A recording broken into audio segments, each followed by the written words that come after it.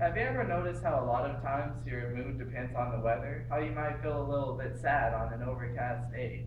Seems a bit convenient, doesn't it? Well, I'm here to tell you that that's too convenient for your brain and for yourself. Usually, what happens is your brain tries to take slight things and make them important in your mind. And it does this all the time, every day, whether you believe it or not. Such things affect your day as self fulfilling prophecies, placebos, and the most obvious one, your mood. A self fulfilling prophecy is something that you believe in that's like a prediction of your day. So if you're having a bad week, you're like, oh, well, tomorrow's not going to be any better. And guess what? Tomorrow is no longer any better. It's just a slight trick that you do, and you may or may not realize it. For example, um, if you're just looking at the sky and you're like, oh, well, it sucks, it looks like it's gonna rain, and then all of a sudden you like just coop yourself up in the room, you forget to make plans, all this. Now you're cooped up in your room. You think you're about to have a happy day, a mild day, kind of sad day, depending on the person. Well, that is a self fulfilling prophecy, and you're tricking yourself by believing in something that you yourself predict. Another thing that affects your day, which actually happens by a friend or by yourself, is a placebo. Placebos are little tricks where you mistake causality for correlation. For example, there's the sugar pill. A physician, whether he thinks you're going to get better or not, can sometimes give you a pill that is sugar and tell you that it is some effective medicine. Your body then tricks itself to believe that that effective medicine is working. And then, to both your surprise and your physician's surprise, all of a sudden you feel better. Why? Because your body goes through this process where it tries to make itself better, and then that little push in your mind that, oh, well, this medicine is making me better, must mean that the medicine is working.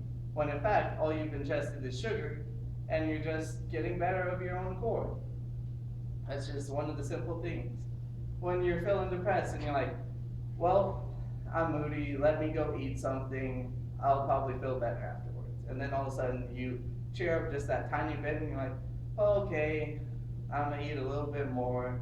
And then you cheer up a tiny bit more. It's all a placebo. You're not really feeling better because of the food. That's kind of obvious. And it just happens like that every day. Your friend gives you something nice and all of a sudden you're happy. Like, oh, good luck, man. And all of a sudden you think you have good luck. Everything like that happens. These tiny things that your brain pays attention to either consciously or subconsciously.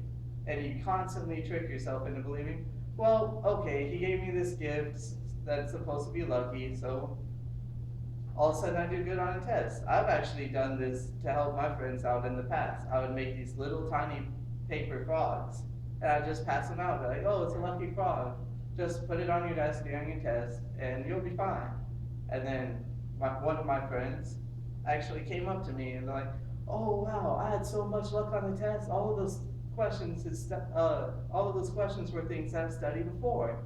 And I'm like, "Oh wow, what a coincidence!" With my big smile, just yeah, that was totally how that worked. Yep. Thank the lucky frog. Thank the lucky frog. And the last thing that I'm gonna tell you about that's important to your day is mood. The mood makes everything change.